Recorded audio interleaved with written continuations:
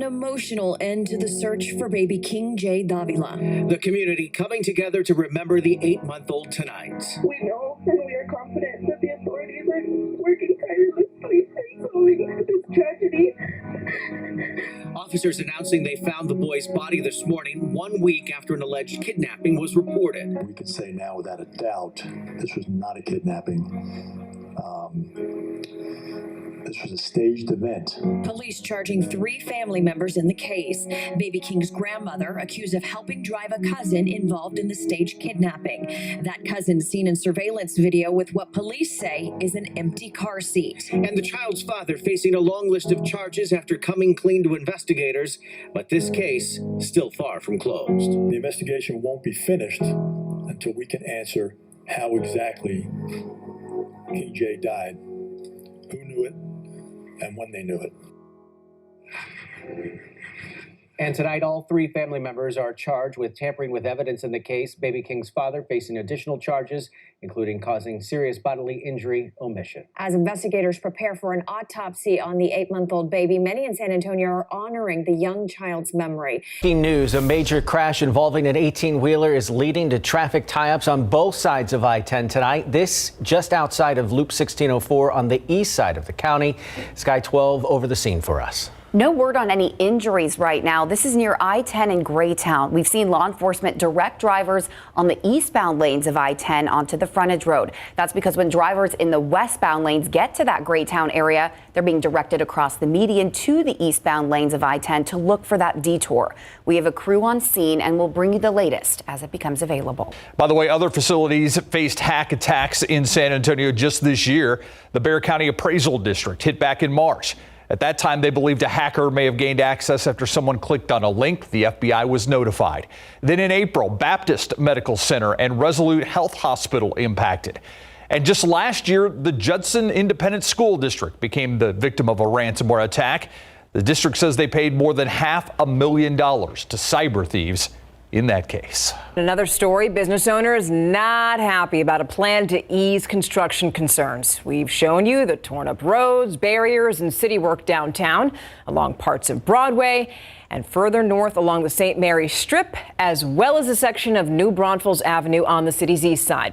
Several business owners say that the city projects have hurt their businesses and their profits. So today, the city of San Antonio attempted to address those concerns with a mitigation program. It includes $400,000. A majority of that money would go toward marketing those businesses. Here's the other side. Augie Cortez says the plan doesn't make sense.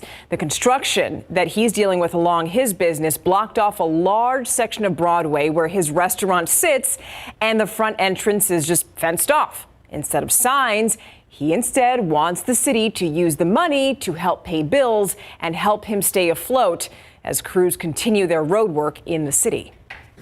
It's taken away 80% of our business. CPS, SAWS, our taxes, maybe some kind of rent and or mortgage relief will help us stay alive until this project's complete.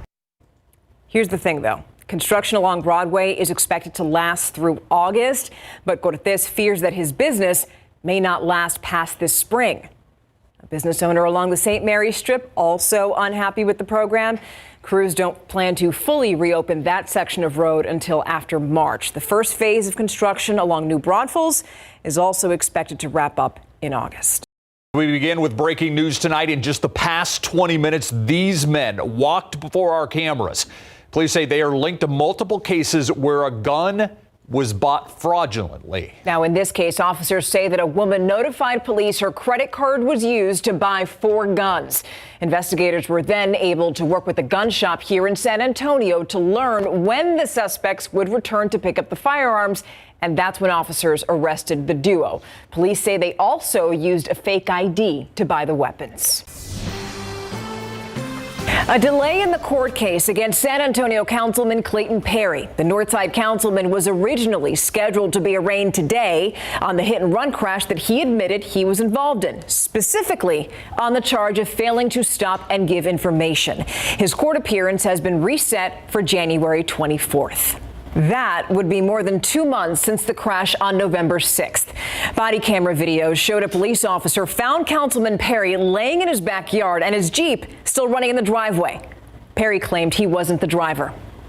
8 days later, a majority of city council members passed a no confidence vote in Perry. However, they scrapped a call for him to resign and instead acknowledged his plan to take a leave of absence. And then, on December 1st, Mike Gallagher was appointed to temporarily fill the District 10 seat. Then, on December 6th, San Antonio police filed a DWI case against Perry. But prosecutors haven't announced whether or not they're going to move forward with it. The court indicated that pending case was behind the delay, which the court said was requested by Perry's attorney.